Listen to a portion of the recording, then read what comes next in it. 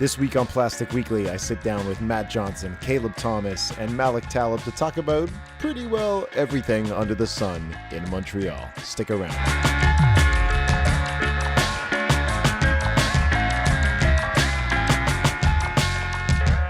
This week's conversation is a lot of fun, but it's a long one, so let's get on with it. This was recorded Tuesday evening on the front lawn of Block Shop 2, and we had a great time talking about Alana Yip's road to success. We debunked some myths about Sean McCall's recent string of unfortunate results. Kaleb Thomas walks us through his process for setting last weekend's difficulty nationals and reflects on his successes and failures. And we finish by debating whether Montreal is Canada's best place to train as a competition climber. I hope you guys enjoy it as much as I did. Like, so are we, you know, like every time someone does anything about climbing, I'm like, oh, wait, you listen to this? I'll watch Max Zolatukin fucking talk about route setting for an hour. All right, well, anyway, with me, we're sitting outside in the middle of Hochelaga on a actually pretty nice evening right now at the Block Shop Hochelaga opening. Am I pronouncing that right? Hochelaga. Okay, just drop the H. I was butchering it even worse when I was first learning to pronounce it. You're Hochelaga. doing okay. That voice you hear is Matt Johnson. Hochelaga avec moi ce soir. Okay, the first voice you heard is Matt Johnson, the head coach and assistant route setter at Block Shop here in Montreal. The first singer you heard on the yellow is Malek Taleb, the manager for Canadian bouldering team and owner of Boiler Room Climbing Gym. How's it going, Malek? It's going great. And then our last, the backup singer for this, freelance route setter, one of Canada's top route setters, and the guy that just wrapped up setting for Canadian difficulty and speed nationals, Mr. Kaleb Thomas. What's up, man? Hey, what's up?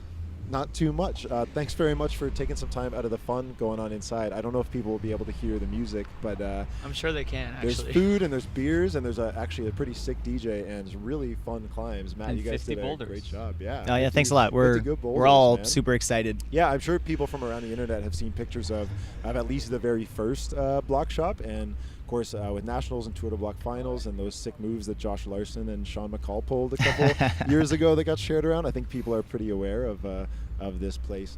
We got a lot of stuff to talk about, but the first one is we just came off of like 4 weekends of World Cup action, and a lot of stuff happened for Team Canada. One of them, of course, being Alana Yip being the first female finalist. I'm kind of surprised, and the reason I'm bringing it up a few weeks later is because I thought there's going to be a lot more media coverage of it in Canada, and aside from everybody kind of giving a props on Facebook, I haven't really seen much, so I'm kind of revisiting. Did you mean in the mainstream media, or?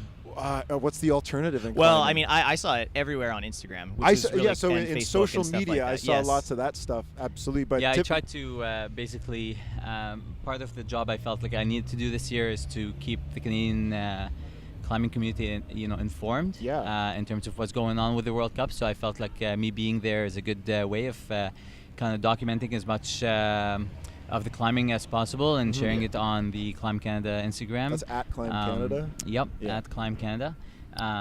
And hopefully I did an okay job with that. So that comp, that was, I got to get this right, it was Chongqing, right? Chongqing, yep. Was that something that you felt she was on the cusp of for the last little while? Yeah, so everybody's nodding their heads right now. Yeah. Well, so that's one thing. Like last time we chatted, that was one of the points that I was really interested in, and I said this seeing where Alana goes after being 16th in the World Championships. Yeah. So I thought that was the next step for her. Mm-hmm. Did I think the first comp? I don't know, but true story. Charlie came after qualifiers and asked her to join him in the commentary, and I was really upset with that. So and I kind of like stopped him. I said, actually, she's gonna be busy. She's climbing in finals. And sure enough, the first thing I did after we kind of hugged around and went crazy for a few minutes after Miho took more than 4 attempts basically, is run to Charlie, and I screamed at him. I was like, I told you so. So that was vindication for us for sure. But it was amazing to see. It was really great to see her perform and execute. And just the way it happened, waiting to the last climber on the last problem, and everyone's nervous. Like I was. Yeah, we were. I was up at like 3 a.m. in my bed, like yelling. I'm getting like getting for Miho a lot to fall, of, which I feel bad because she's obviously cool, but I mean, Yeah. my girl was gonna be in the final. Like, I wanted to see Alana in the final. That would be so sick. I was getting a lot of messages. Like I was Yeah. surprised a bit, but really happy that everyone felt invested in what was going on. It was a So that strong was a cool result feeling. early in the round, and then as you watch it and you see those She results walked from that other first people's boulder. and people aren't quite catching Yeah. up, and so it was right to the end, just Yeah, waiting. well, to see it was if a she'd very make it through. powerful first boulder, and if you don't flash climbed it, it you're the not best. gonna get it. And Yeah. she read it beautifully, Yeah. and that kind of really gave her the confidence to keep going with it. So that was actually her second top, I think, ever on like a semi-final round in a World Cup. So that was like, she was like pumped, right? It's She was, almost like, icing on the cake. Yeah, so of, excited. of Yeah, moving it was really on. great That's to see. excellent. Caleb, you spent a lot of time setting out there. Matt, actually, you too. Now, a lot of we have a lot of Canadians that I'm not going to say a lot, but a good chunk of Canadians that attend World Cups. Atlanta's one of the more consistent ones going out, and in a country like this where there isn't as much funding and the infrastructure isn't quite there for other people, it's a lot of folks will train with air quotes for a World Cup and that they want to reach their optimal fitness, but they rarely have goals associated with World Cups beyond hopefully scoring a top or something. Has Alana been focusing on this kind of goal for a while now? Like, it's been a couple seasons where we've consistently seen her. Has she seen this coming, or has it been kind of just I can speak to this fairly well, I suppose. When I was working at Base 5 back in BC for a couple of seasons, working in partnership with Andrew Wilson on the Climb Base 5 Open team. We were working directly with Alana, and obviously I also share a bunch of roots with Alana Yip and Andrew Wilson too. We, all originally were at the Edge Climbing Center, and that community of people, it's interesting to see them. They've all kind of disbanded and gone off through university or gone off to Europe and following the World Cup circuit all over the place. And myself going through school and then into coaching and route setting. Everybody's all kind of started to come back together, which was, I think, an important factor in partly in Alana deciding to and getting the support that she needed to fully pursue this goal, because she was overseas for school exchange. I think it was exchange. Anyways, she basically got exposed to the fact, a little bit by chance, that she was climbing alongside and directly competitive with some of these top World Cup athletes. Whoa, perfect. Thanks a lot, man. Some guy just did a donut in some kind of a street racing thing. Buggy thing. It should still be noted that was quieter than what's going on inside. Believe it or so not, this is quieter, still yes. optimal, yeah. My apologies for this garbage edit, but right about now in the interview, some sprinklers popped out of the ground and started spraying everywhere around us, so we had to get up and move everything and find a drier place to record. Fortunately, we remembered what we were talking about, and we got right on with it. So I think where we were a moment ago before the sprinklers attacked us was Great. talking about how Alana obviously had a bit of a classic situation in Canada where athletes who come from a youth background of extremely high performance reach the end of their youth career and then have basically nowhere to go from an open coached support standpoint. And so she began to pursue her academic career goals and found herself over in Europe. And somewhat by chance, from what I understand, she began climbing at a gym that saw her come in contact with a bunch of the top European climbers who were super competitive on the World Cup circuit at that time. And I think she recognized and realized and really started to believe for the first time there that she was truly competitive amongst that field of people in training. And I think that was a significant catalyst for her in wanting to truly pursue it and truly train for it. So that basically led to her, I think, reaching out to Andrew Wilson, and I was working with him at the time and beginning to set the groundwork for what the Open Base 5 team is still. And so she kind of came back to Canada saying, with this realization, that she could compete if she put some work into and it. the timing was quite it was quite fortuitous, because at the same time Andrew and I were both wanting to really support this kind of team. She also had these true motivations and was really ready to make the commitment to it, and she's alongside several other Canadian competitive climbers has really helped to define like a role model's stance in Canada for young athletes. Yeah. And I think one of the really unique things that we have going on at Base 5 when I was there was the fact that the youth and open teams both overlap, and they share training space and training time a few times per week, which lets them connect and build trust and relationships with those open athletes, who are, for many of them, especially now after her performances are really starting to come together, truly stand out as idols. Even just this past weekend, where we saw a really mixed field of competitors from A, Junior, and Open competing for the Canadian Open title in difficulty. It's it really blurs the line of like where a youth athlete ends and an Open competitor begins, right? Yeah. So having that is clearly going to be something that hopefully is more important in the future. Kaleb, you've done some setting for her. Was that a surprise for you, or was it basically if not now, then sometime soon? Yeah, I definitely I don't know. We've definitely seen the level of all the girls in the country kind of move up a lot in the last couple of years. Like when I first started setting the comps, especially into bouldering, like the level of the girls' boulders was pretty good, but nowhere close to where it is now. Yeah. Like the girls' boulders are pretty hard now. Like these girls are actually climbing pretty hard and pretty technical and very risky boulders. There was once a day when I started setting, and it was like you would always be worried about setting any kind of a jump or any kind of risky move because the girls were not really so receptive to these ideas. And not so long ago at all. And not so long ago at all, like 4 or 5 years, like not even maybe. I'm trying to be nice, actually. But now this, like last year, we can take risks with a lot of different boulders because the girls are kind of stepping up to the level. It's really fun for us because we can actually play with them. Like when you have Alana and Allison and whoever else, there's a ton of other girls climbing into comp, like we can set them really tricky, really hard boulders now that are actually like fun for the crowd to watch and fun for us to set and nice for them to unlock. Yeah. The Tour de Bloc actually, like in Toronto, was the biggest one for me. We set them really hard semifinal. We were trying to replicate the qualification level of the World Cup, was kind of the goal, minus the one like really hard boulder because it was 4 boulder semi. And it was like amazing actually how well they climbed. Like the two of them, Allison and Alana especially, like wow. Like just doing these crazy risky, crazy hard boulders like really quickly. It's amazing where they're at now. That's so incredible. It makes sense that she's in the final. And she's kind of shown the way now, right? Yeah. She's kind of proved that it's possible. So she now works it's so on hard. everybody else to that is kinda the real thing. replicate and kind of try and perform to that level as well. Yeah. Now, on the opposite side of the spectrum, Sean McCall's been having not as good a year as he probably wanted to. Now, the male side of World Cups is crazy right now. You're getting usually over 100 competitors every single World Cup, and the teams are unbelievable. Japan by themselves obviously fielding like a juggernaut of a team.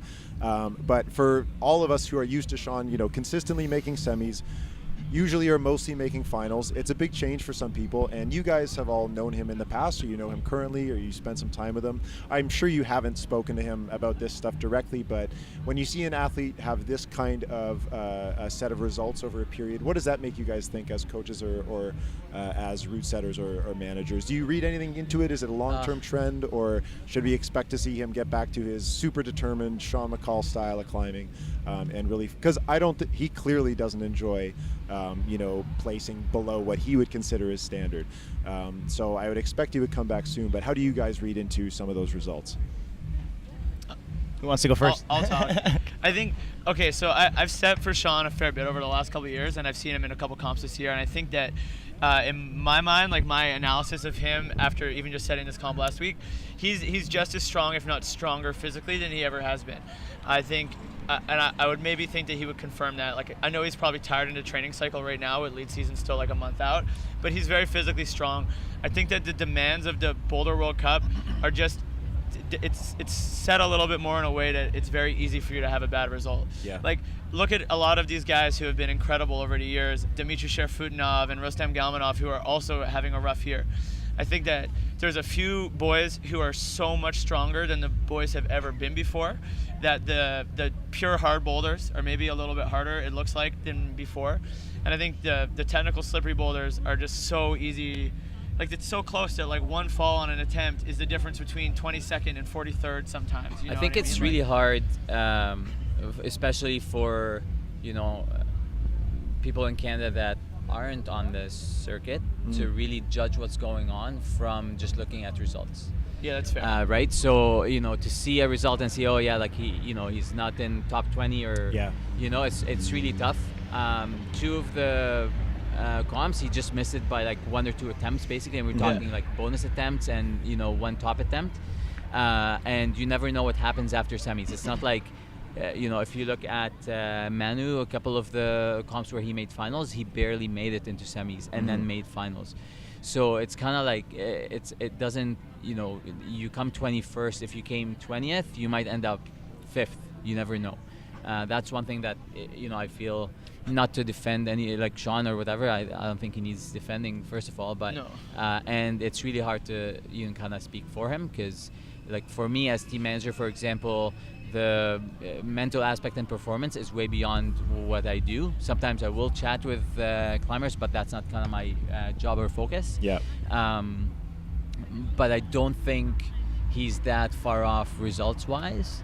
The one thing I would say is Switzerland was definitely tough with everything else going on, and I saw it firsthand. This is all the political stuff from all the political live stuff, streaming and stuff. When climbers were, focused on prepping, he was focused on writing emails. Yeah. And the one thing you saw Shauna do. Could you is clarify just- why that is? Because maybe everybody doesn't know about Right, Sean's extra roles. So Sean is basically the president of the Athletes Commission. So he represents the athletes on the IFSC board. Basically, when the live stream fiasco happened, he was responsible for being the voice of the athletes. So he spent a lot of time focusing on that. Whereas if you noticed, Shauna Coxey absolutely stayed silent until the end of the competition. I don't think Sean had that luxury because of his position on the board and as a representative of the athletes. He's the president of the Athletes Commission. That makes him part of the IFSC executive board. Was he involved or informed or knew of this decision beforehand, as far as you guys know? Because he certainly had to deal with a lot of the input that came from athletes and right. I think you'd have to ask him for that. All right. Just in fairness, because he did have to deal with a lot afterwards. But if he was involved in the decision, it could be a different story. I want to throw 3 things by you guys, things I've heard from people as to like why he may not be performing as well, and I'd like your input if they're valid. The first one being, he's now one of the older athletes on the circuit, right? He turns 30 this year. Is that something we should read into as just he's maybe reaching the latter part of his climbing career? Is that legit? Can I add something on the previous topic first? Yeah, go for it. I think if we take a look at the evolution of climbing over the last 15, even 20 years, a huge component of why, let's just focus on World Cup style bouldering, is what it is today, is because climbing is a sport dominated by mutants, right? Everybody can attest to this. You see like your average climber at the gym or your average climber in a Canadian competition, and then you see what the international climbers at the top of these World Cup podiums are looking like, and it is another league of genetic capacity, right? Yeah. And a huge component of that is the genetic lottery. So when you have hundreds, as we were just describing in the open men's field, hundreds of genetic mutants all coming together, who are all incredibly strong, who are all incredibly technical, and all incredibly experienced, simply just having hard boulders like we used to have in the 90s and early 2000s isn't enough. And so I think, and I know, a huge reason behind why bouldering has evolved in the way that it has is to create essentially opportunities for mistakes from a lot of different perspectives, whether that's complexity of sequence or just riskiness in a boulder. There's 1,000 different ways. But what that means is, in my opinion and in my coaching or setting or observational experience, is that even the top performing athletes like Sean, who have this incredible track record of incredibly high performing results, are not, maybe not as often, but are often outside of those great results, with a high degree of, or a high level of frequency as well. And I truly believe that it comes down to, when the boulders have evolved to be what they are, it requires you to be, and I think anybody who's climbed a World Cup style boulder, even at lower grades, would agree, 100% committed to what your plan is, whatever that is. And the reality is if you 100% commit to what you're doing, occasionally that 100% commitment is going to be 100% consequence and not 100% success. And I think that, in my opinion, most of what we've seen from Sean this season has been him being totally committed to what he's doing. And I echo Kaleb's sentiments about being, strong and ready for all of this stuff. But I think when you put yourself out there 100%, sometimes that's going to result in failure. And Sean, as a competitor, I know knows this, right? He's familiar with the circuit in that way and the realities of the circuit in that way. And I think that I can comment on this a little bit because I was speaking with him the other day. When you do as many competitions as Sean does in a year, he shared with me, a component of why he likes to do so many competitions is he can basically, through this, I'm not going to call it roulette because it's very calculated, but like through this commitment dice roll, right, where you're just going to be 100% into what you're doing 100% of the time. Sometimes that's going to result in failure. And if you have a huge selection of events to work with, that failure doesn't have to sting or bother you quite so much. That's fair. And so I think that might be a component of why that's happening so far. Okay. The one other thing to add to this is I think the Olympics has a little bit of an effect. From what I've talked to him, I believe that basically he's on a 4-year cycle right now with the first and he mentioned that in one of the interviews. Yeah, so that's one of the 3 things that I've heard. First of all is that now that our athletes may be training for an Olympic cycle, we're in the first of a 4-year training cycle, right? It's no longer a single season thing. So that could be one of the reasons. And I think that's a very relevant one. It depends on whether or not he's doing that, but I'm assuming he is. Yes, and his first year is basically a testing. So, I've heard of a lot of, basically testing things in training, testing things in routine and sequence and stuff like that. And he's just seeing what works, what doesn't, and next year would be a different focus in a sense. Okay, and then the other 2, the one I mentioned was that he's just getting older, and I like your comment on that in a second, but the third one being that he's started training again in Canada, so he's had a pretty big change to his training regimen. Just on the last 2, on his age and on the changing training regimen, Killian do you feel was like those still, have had an effect? in his 30s when he was still kind of dominant and in Cedric his prime. Lechat definitely made a final at like some pretty old age. But does that stand up now when you have Team Japan, who's basically a squad? There's no team? question. There's no Killian question. Just won the Austrian nationals. There's right? no question that age Go has an watch impact Sean on climb it. for like 5 minutes and tell me he's like that his age matters. Like, come on, are you joking me? Well, no, I look at the guy, man. I agree and I disagree at the same time. Sean is not like nobody's going to say that Sean's out of shape because he's like coming up on 30. I don't think anyone's going to say that. But I do think there's no way you can argue that in all sports, almost all sports, age is a factor, right? But in my opinion, I don't really think we've truly discovered what that exact age is for several reasons, not the least of which is our sport is evolving still.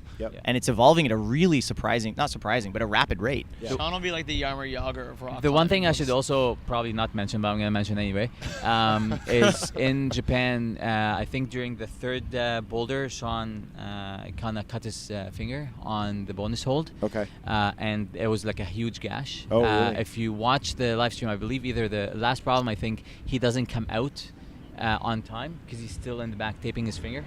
I wanted to take a picture of it, but he didn't want me to. Okay. So he's probably not happy with me saying this. Sorry, Sean. But like not to give an excuse, but volume, like there was something sharp on the it's actually the undercling bonus was a really sharp hold, and I think that's where he cut it.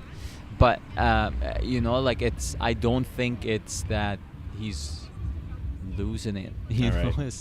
And again, like it's 4 comps, it's a new season, and I think for me the Olympic periodization kind of thing, that's a new experiment for all of us. I don't think any of us have ever had to worry about trying to train on a 4 years and it's cycle. and it's just 4 boulders. Let's see what he does in lead. Absolutely. Like we know in my opinion he's even a much better lead climber than he is in bouldering. Well, on the opposite side of that on the opposite side of that coin, age comes with a lot more experience, right? And there's a direct trade-off between how many thousand boulders you've climbed as a young, inexperienced World Cup competitor, relatively speaking, and someone like Sean, who's been, completely immersed in it for so many years now. And I do think that is equal parts a strong suit for him, This definitely helps in the lead too. Yeah, Like, that a too. lot in lead, I think. Like, When you've got one shot, having that experience is certainly a tool you want to have. With yeah, you. and especially But you know with what? the I way think he that's how climbs. bouldering is now too. Yeah. We're seeing That's more fair. and more. You only have one shot Especially because with the new problem times. is the mutants, like I was describing a minute ago, have now adapted to these high risk, high complexity style Yeah. boulders, Yeah. and so they don't need that experimentation that was kind of the case in getting separation with attempts in the newer styles. That's So fair. I think we're due in some ways for a new kind of almost revolution in setting. I have no idea what it's going to look like and how it's going to happen, but Well, this is like a perfect segue. We're going to talk about changes in setting because we just yesterday wrapped up Canadian difficulty and speed nationals where Sean was dominant and Alana was dominant. So of course, there's no big changes there in the Canadian scene. It was held at Canyon Escalade, just on the south shore of Montreal. And Kaleb, you were the chief setter for it with a great crew of guys. Yep. Can you first of all just mention the rest of your team for me? We had a really awesome team. The assistant chief was a guy from Montreal, Nicolas Vuillemuz. And then we also had the head setter from Canyon, Oscar Lanzagorta Sanchez. And then we had a guy from Delire, Loic Martel Manon, who I think has won the national championship before. And then we also had Marc-Antoine Vino from Aliup. Yeah, it was a great crew. So like some of the best Quebec setters, like, for sure. I was pretty psyched. Yeah, it was, well, first of all, an excellent venue and an excellent great event gym, all actually. around. Before we start shredding you on your route setting or the event or anything like that, I wanted to ask you, you get granted the opportunity to set for a Canadian Nationals and you're the head guy. What intent did you go into when you were setting this event? You've set now for a Lead World Cup. You've spent a lot of time setting at facilities that host events for international athletes. How did that change what you decided to bring to Canadian Nationals this year? There was kind of different directions for each round. Overall, we did kind of want the comp to feel like a lead comp because we had kind of a bigger, steeper wall. And we definitely were pushing for, like, in some way, a slightly more traditional style with a little bit of, like, power endurance. And What do you mean by traditional? Like Canadian traditional, or no, like it's just I thought it was nice to have some sections on the routes where they had to just kind of do long moves on some bad holds. More accustomed to what we see, I think, at the international level. Non-bouldery. Not everything has to be tricky move to arrest, tricky move to arrest. But then again, like, every round had different directions. Like, the qualification, some of the routes were a little more bouldery than others, because I think that this style, this risky style, is also very fun to climb on. And I think that the Canadian Lead National, it's very important that we grow this event. It's smaller than the two bouldering nationals, and I think making sure that the qualification routes are fun and at the right level is, like, really important, because we want these kids to make the trip across the country so that the national can keep growing. The semifinal was, like, maybe the most simple of all the routes. It was, like, just really long moves on bad holds. That was pretty much the straight through all of the routes. The UC Really route long was, like, moves. a little bit more technical. Yeah, there's some big moves. The semifinal was a pretty hard round, especially for the UC girls. They had a rough day. But then again, we also got to see the open men have a really incredible fight for the top of the route. We saw the women and the Bs, really good fight on the B boys for a top, which was really nice. And then the final, we wanted, like, a league comp, but we also wanted a nice show. We tried to make the routes kind of intense and fun to watch. And that's something that you have to deal with up here that you wouldn't have to deal with in the States. In the States, of course, their youth difficulty nationals are a completely separate events, so you get to set specifically for that age group. For us, we've opted for the thing of where our open competitors climb on the same routes as our juniors and our A's, which I think is the right idea. It's a great thing. But it means that our A boys have to, climb in a finals on the same kind of thing that our open competitors, aka Sean McCall, have to get on. So it's always going to be hard to give them that same satisfaction, possibly. I do think that we should be heading into separation at some point of the events. We're getting big enough that we can handle two separate events.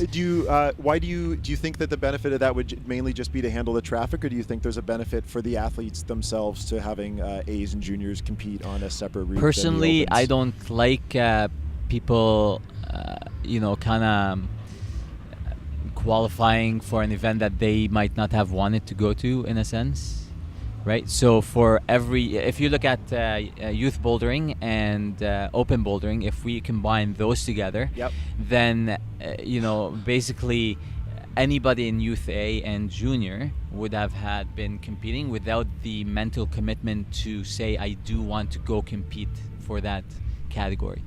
And I think there is part of that mental aspect of it. Sorry, are you saying that there are some athletes in youth that are So only basically, there's interested less in pressure for a youth A competitor to, in my opinion, to compete at this nationals compared to adult open bouldering. Okay. Because it's a separate event. Okay. Right? Because So when feel you like- mentally prepare just for that event against open people, Yep. it's very different than say, okay, well, I'm competing against the youth, Yeah. right? And if I do okay, I do okay. Yeah. And then the pressure is off. But personally, I like to see someone compete with that mental pressure in mind. Are you suggesting that if we had separation where there was a youth lead speed nationals and an open lead speed nationals, the youth athletes would prepare more seriously? Is that what you're saying? Or with more dedication because I they're... think the performance will be different. Yeah. Because they're mentally, it's more pressure on them to actually perform at an open-only competition. So you're saying the It's pressure harder is in this situation. detrimental? Absolutely, I Yes. totally agree with that. Well, I could maybe give a bit of background on why things are how they are now. Okay. The reality is unlike the States, if we're going to make a comparison there, we do not have the same size of human population and much less climbing population in Canada. So the reason that the decision was made to amalgamate A, junior, and open together was actually because sport climbing is a little bit less popular than bouldering is as a whole across Canada, and the reality is the turnout for nationals wasn't enough to have discrete, separate routes for open athletes, and then also separate routes for A and junior as well. And A and junior athletes are very often very close in abilities, skills, and strength, and so they have shared routes for quite a few years in situations. Maybe not all of them all the time, but in recent years, the small numbers of open athletes that we had made this decision logical from a logistics standpoint and an efficiency of setting. I don't know if you agree with that totally, Kaleb. It's also an international, internationally, that's the age to qualify for Exactly. open. Yeah, that too. Yeah.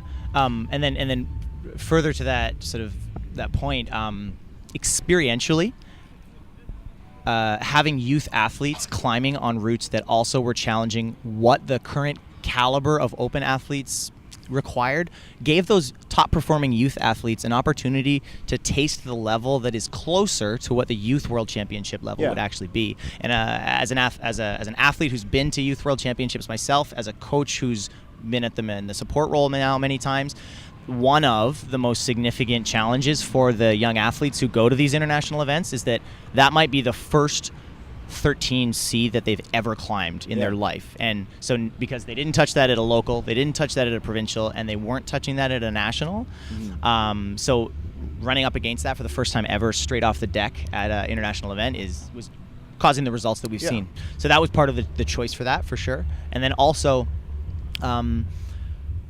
I kind of lost my train of thought there. Well, just to float a question, let's say we get to the point where we have the population to support two separate events, one for open and then one for the youth.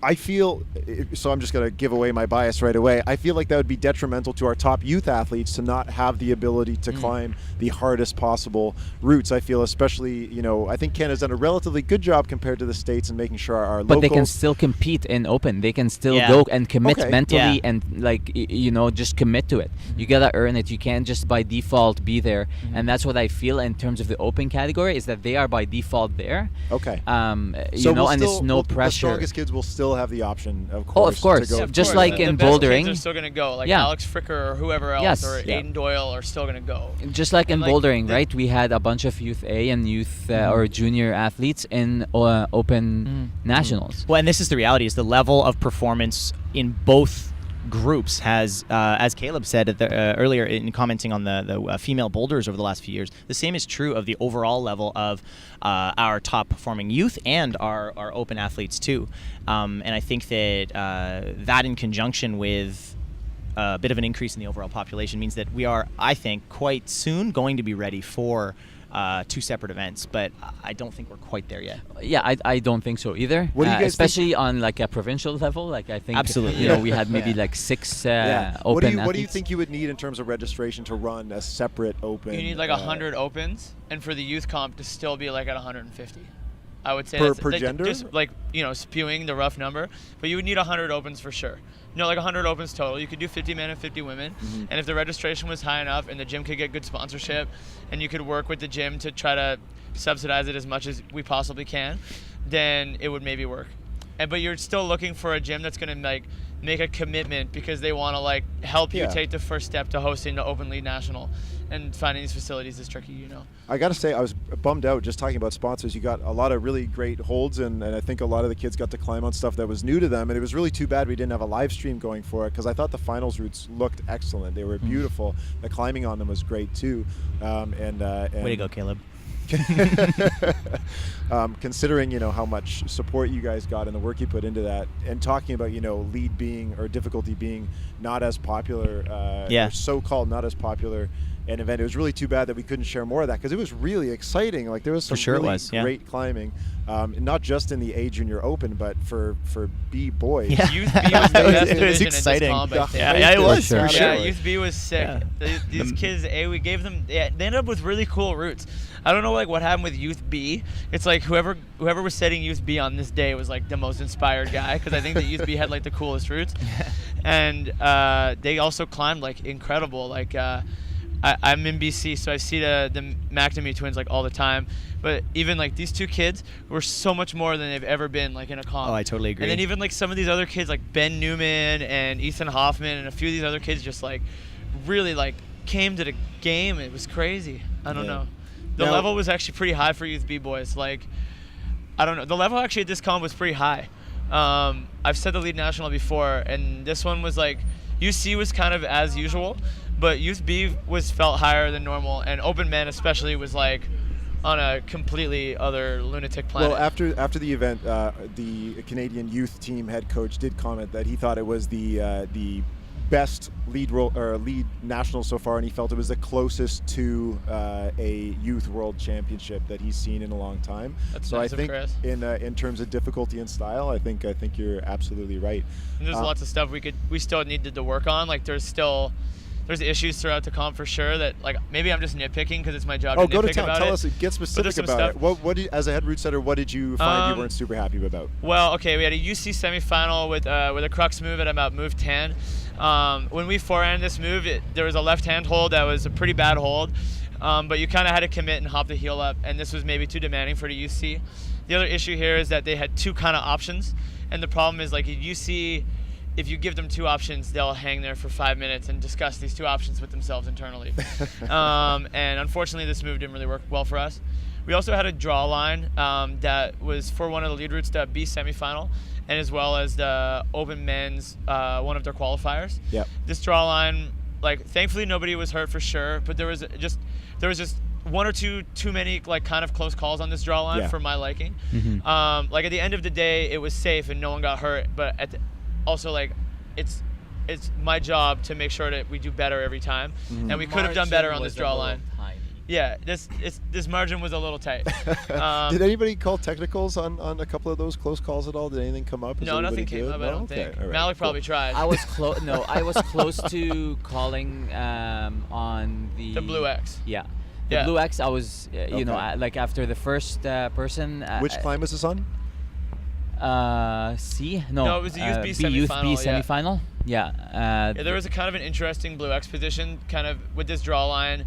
The clipping position was kind of specific, and for the Open Men and Women, we let them find this specific clipping position, but for the Youth B, it's very important that we try to offer it to them. The issue here was that there was several kind of holds, and the Blue X was marked on the highest hold, but these three holds that were kind of available were at a very similar height in the route. So it was a little ambiguous. Some of them didn't have the experience to understand. The kids who had a lot of experience with the Blue X and really knew the rule knew exactly how to navigate the sequence.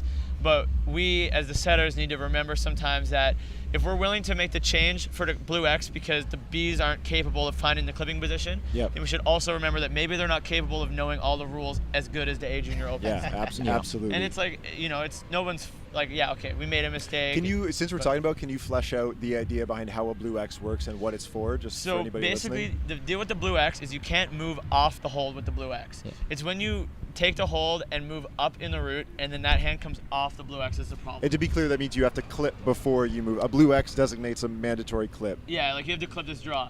So like you can kind of move around the blue X. You can actually grab the hold past the blue X. It's just the problem is you can't take that hold hand off again.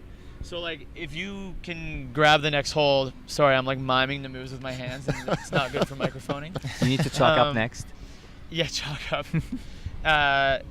If you like move past, you might find like a better position or something like this that allows you to get a better place to clip. And it was a bit ambiguous for the youth B. Luckily, the reason it worked for out. it, the reason Yeah, for luckily it it is worked to keep out people and- safe, though. So like Yeah. the motivation was There. right. Yeah, Yeah. absolutely. It's just It didn't work perfect. yeah. That's Now, all. we saw a lot of shuffles. Some people didn't make it to open finals that we would have thought. The Yeah. semifinals routes were really hard. Whoa. For the women's ones, there was one move where there was I shouldn't call it a drive-by, but there was some beta that worked obviously Yeah. better than others. And so we saw a lot of people that we would have expected to get past that didn't quite make it. Is Yeah. that something you talk about as route setters in forerunning? Often. As a forerunner, as the route setter, you know the beta. Yeah. You know what the holds are like, so you have the entire set of information as you're forerunning. Do you feel like you would have liked to change that? Now, clearly, you wanted a hard semifinal. Yeah. But how do you feel about that particular sequence, about the third way up the wall? So this sequence is it's a good topic actually. I'm excited to kind of talk about it. So just to give everyone who's listening that didn't see the comp, the women's semifinal was this yellow route up the steepest section of the wall, and it was consistently very long moves on like fairly bad holds. The style of this route is a lot of what I got to set when. This is what I noticed the most when I was in Europe last year, is how big the moves are. It's just like the moves on the lead routes are really big and they're really long pulls, and it's just kind of consistently like this. This move in particular was definitely a big move. I think that there's arguments for sure that maybe this move was too big. Maybe this move of this size or commitment level was too much this low in the route. But I also think that there were several girls who were smaller who did the move, and the biggest difference between everybody who did the move or didn't do the move was who walked up to the 4 holds that they could possibly use to set up and immediately decided which 2 they wanted to grab and jump for the next hold. The longer you took, the worse it got. A really close friend of mine is Becca Frangos, and she was one of the girls who didn't get to stick this move. Yeah. And we had a conversation shortly after the comp. We've talked a bunch since. She's a close friend of mine. I felt kind of bad about this situation. And we both kind of agreed that, okay, maybe the setting team could have moved a hold down, but also she agreed that maybe she should have just teed off and did the move. You know what I mean? I work a lot with her. I know she's very strong. I feel confident that she could have done it. Yeah. If I didn't think she could have done it, I wouldn't have let the move stay on the route. Yeah. I don't think any of them expected to have a crux that low. This I is think what it it was is. The It's the 11th girls. hold. I think everybody wasn't ready for this route to be this hard. Yeah. Because the open men had the same problem, because the route looked from the ground like a bunch of jugs, and then they grabbed the start holds, and it was like, oh my God, we're on a route that's built for Elan and Sean. Because this is what we had to do. It's like this route was so hard, man. Yeah. You still have to perform at the end of the day. Yeah. Would I have liked to see the one hold down lower? Yeah, sure. Yeah. But at the end of the day, it's a competition. They could go to a World Cup or whatever and have the same problem and get the one move and come down. Or Can I chime in? Yeah, I actually want to give Kaleb a bit of break on this one, because he's one of the things I really like about you is you're super receptive to feedback all the time from every perspective. And I know this isn't the first time you've had this conversation. He just broke down all of his failings on a Yeah, no, exactly. So- That's why I'm chiming in and saying I think it's important to do this too. Is I actually had 2 athletes who are similar in size and ability to Becca Frangos and Emily Pellerin and Audrey La Rochelle. Yeah. They both are similar in size and super strong, but the difference here is, I can't say for Becca because I didn't actually see her, but both of those athletes set up incorrectly for the move. Yeah. And while the move is big, and maybe it shouldn't have been that big in that exact position, the reality is if you set up incorrectly for the move and you fall, that's your own fault. Yeah. And bottom line is, it's your job to be decisive and move correctly. And if you're not doing that, you have no real stance to complain. The move was probably possible, and we can't say for sure for all of those girls. But I think if you're not doing it right, you don't really have a stance to complain for it. And beyond that, no, you just let me for a second. Okay, you go. Beyond that, I actually want to say that I think that I echo Chris's sentiment that by and large the routes at this comp across all the categories were really great, and I really liked the intentional placement of difficulty from the ground. because that is the reality that these athletes are prepping for if we're talking about what the next step is. And the purpose of nationals, to my mind, is to ready the athletes for that next step. Yeah. Pick the best in the country and get them ready for where they're going. And if you're going to be doing a World Cup at youth levels, you need to be ready to be pulling 13C moves right off the deck from from the first hold before you've even clipped in. And it was pretty clear which athletes mentally were prepared for that, Yeah. physically were capable of it, and those who came into that expecting one thing. And as you said, with expectations, right? They didn't expect a move like that. I think that's the most dangerous thing you can do as a climber, is expect anything other than consistently hard moves that you'll be able to make it through. And I think that I thought the route setting for semis and finals was in particular was fantastic for that reason, because it was really giving them that preparatory experience I think we need more of in Canada, if anything. And just to wrap it up, unless you guys have anything else you'd like to say on the topic, is just talking about who we'll see going to Lead World Cups. Malek, you're going to be probably around a couple of the Lead World Cups towards the later end of the season. I will be doing ARCO, okay. Or I will be present at ARCO. Could you explain a little bit about how people qualify for the national team? Is it the standard of the top 6 from Open, and then just counting back at that point if anybody doesn't take those spots? There are... Whoa, okay, this is getting crazier. If the I sprinklers just spilled didn't kill the podcast, Malek's water. a lot of water. No, we're all good, man. We're all good. Okay, do you want to repeat the question, or? No, you know what? I can edit it out. It's all Okay. good. So there are a bunch of ways you can qualify. So you're on the team if you're considered. There's extra quotas on the team if you're top 10 in the world, for example. You don't count as one of our 6 athletes represented. You basically will have extras. So Sean, for example, is 6th in the world in lead, so he would be extra quota for us. So we would have, including Sean, 6 more guys going. Mm-hmm. Lucas Uchida still extra quota. I think he is. There hasn't been another in Pan bouldering. in bouldering, he is. So that's the other one. If you're a continental champion in your category, like so, if you're in junior category or in adult category in open, if you're a continental champion, you're also an extra quota. Mm-hmm. And then we go top 6. So the 6. In terms of the team, if you're not extra quota, there are a few other ways you can qualify for the team. One is if you are top 15 in the world, or if you've made finals at the World Cup the previous year. Okay. Or if you finished 15th at the World Championship, at the last World Championships, you would be already considered on the team. Gotcha. Then if you are first at nationals or by point standings, you would be considered on the team. And then if you podium at second or third, we'd be considered on the team. And then if all of these things don't get us 6 people, then you'd go down the standings. Okay, so you're we not don't initially go to the top 6. No, you do not. You Gotcha. don't go to top 6 at Okay. nationals. You go basically Extra quotas first, yes. and then the parameters you just outlined of being podium Yes. or top 15. Okay, and then if you haven't filled your 6 spots, you go to- Exactly. Gotcha. And then there is also the alternate team, in a sense, which is basically if not enough people register for a World Cup, so we don't have a full team going, which most of the time happens, then anybody that has finished in the top 20 in overall ranking in the lead season in Canada, qualify as an alternate team member. Okay. And that goes by standings. Cool. Unless there is a injury exemption. Okay. I'm pretty sure I got all the rules. I think you nailed it. You did a really good job, man. Yeah, thank you. It's starting to get dark, but I just really want to quickly finish up talking about where we are right now. Block Shop is well, Matt Johnson, when did the first Block Shop open up? We're at the second one right now, a couple years ago. Yeah. So, I mean, my involvement only began in the last 11 months. But if my memory is correct, and I hope it is, the first one's been open for 2 years now. Okay. And we just opened our brand new branch that we're Literally sitting out in today, front of yeah. right now, which is super exciting.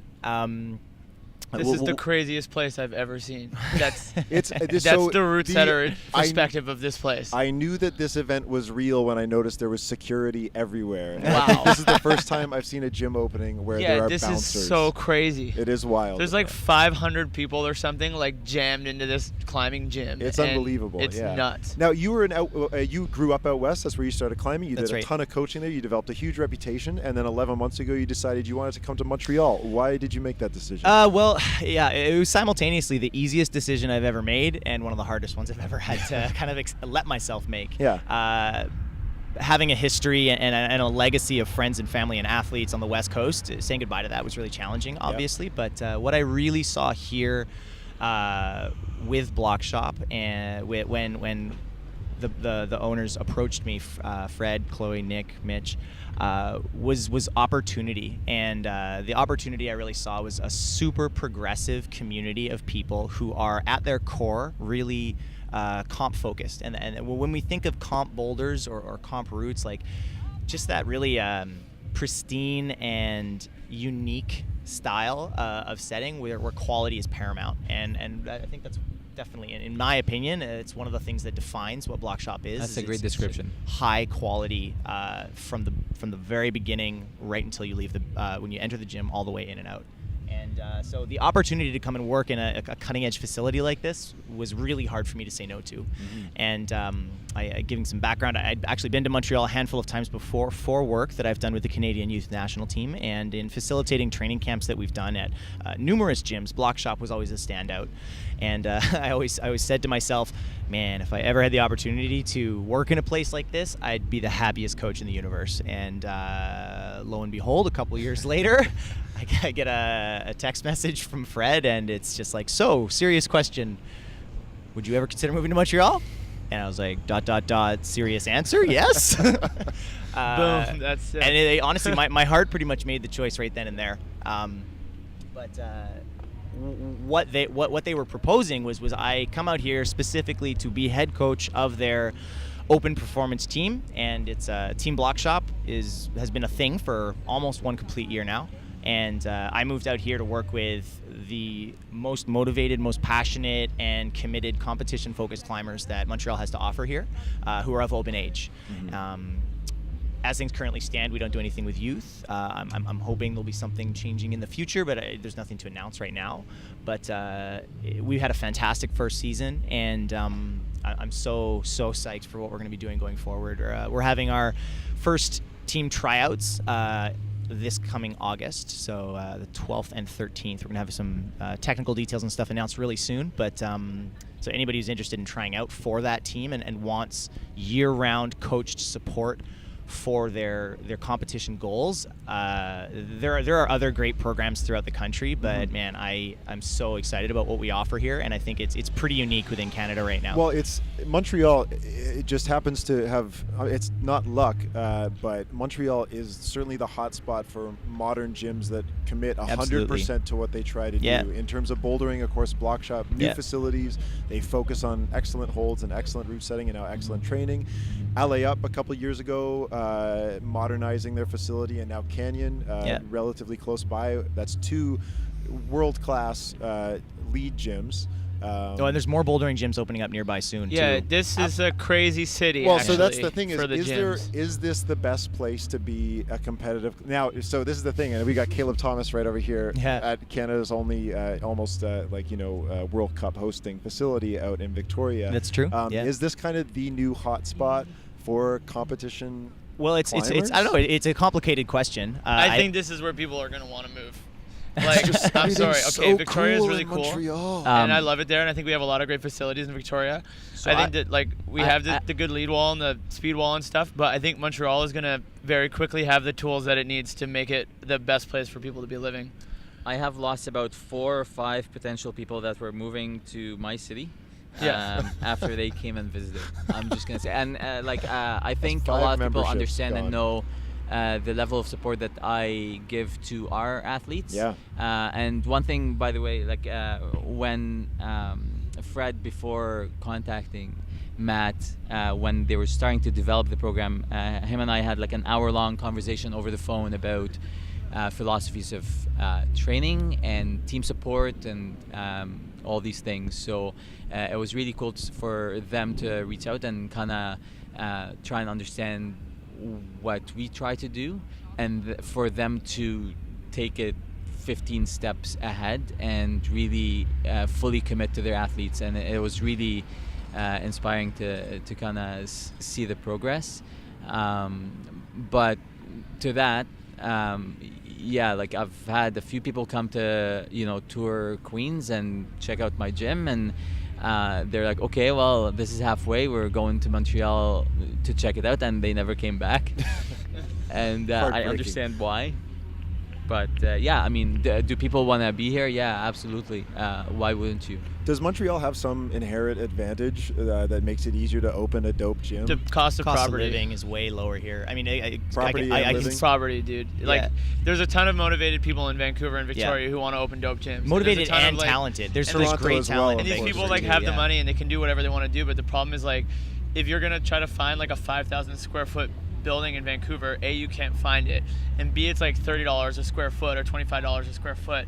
So it's like, if you even get this building, you're actually a crazy person for even putting a climbing gym in there, because it's like, you make money for sure, but I mean, it's not the kind of money that's going to pay for your $30 a square foot building. So for all my previous staff that moved out west, and for my current staff, moving out west is not cool anymore.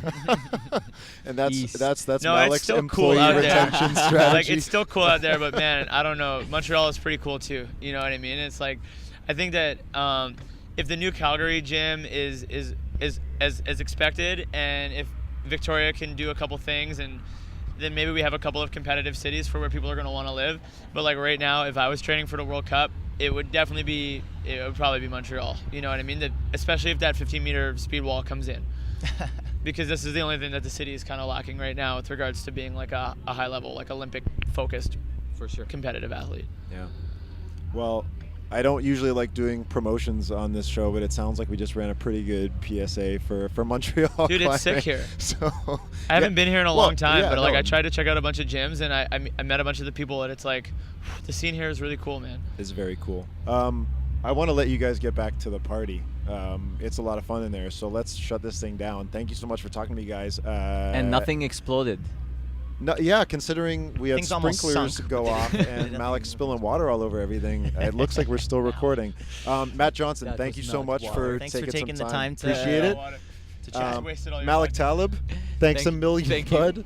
And of course, Kaleb Thomas. Thanks a lot, man, for making some time, and we can all go enjoy ourselves, all right? Can I add one more thing? Yeah, go for it. I actually just want to thank you for taking the initiative to do this Yay, podcast, because Tyler. I think it's one of the most important things that needs to grow within Canada is cohesion and connectivity between the different provinces and the different gyms and different people within the community. And I think that podcasting and getting different mentors and setters and every single kind of person who's involved with this community to have a voice and have a place to actually share what they're thinking with those people who they maybe never get to talk to is super important. So I actually was really pleased to see you take this initiative and to have stuck to it over the last Keep it I don't know how many going. episodes you're at Yeah, now, you've done but some yeah, cool keep stuff. it going, man. It's pretty Well, awesome. thank you, guys. Canada is a struggle of a country, unfortunately.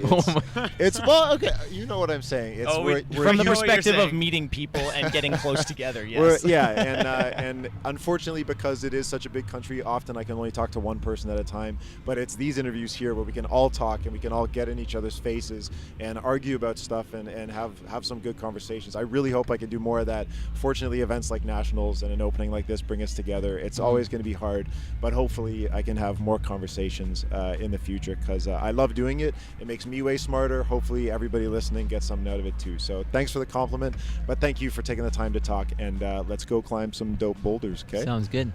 Favorite thing Or to do? we can sing.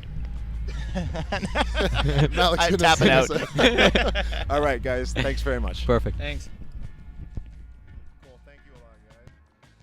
That's it for this week's episode of Plastic Weekly. Thanks to Matt Johnson, Kaleb Thomas, and Malek Taleb for answering my questions, and thanks to you guys for listening. Plastic Weekly is presented and produced by me, Tyler Norton, with help this week from Nilanje Antwal.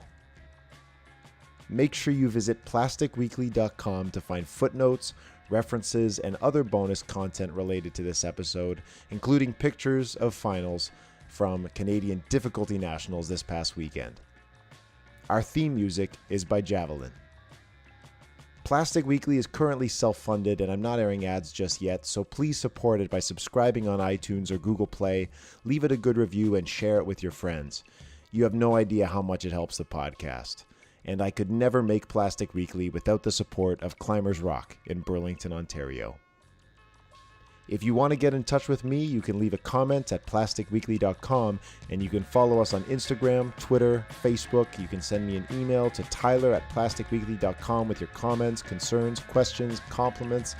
Just tell me you're out there. Somewhere. Talk to you next week.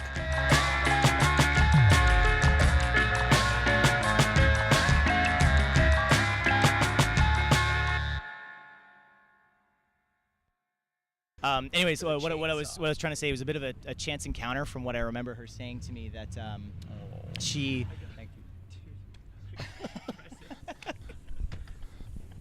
Yeah, Fred gave me a hold too, and it had an inspirational quote. Oh on the my back. God, we need to Oh, move. and we need to move. move. We need shit. to move. Hochelaga has a sprinkler system for those warm days. We're under attack. Yeah. This is good. This is good. One's gonna pop up. There's that's nothing what I'm else waiting for. here. I think we're okay. I wish we were filming video because this is awesome. Gold. Are we still recording?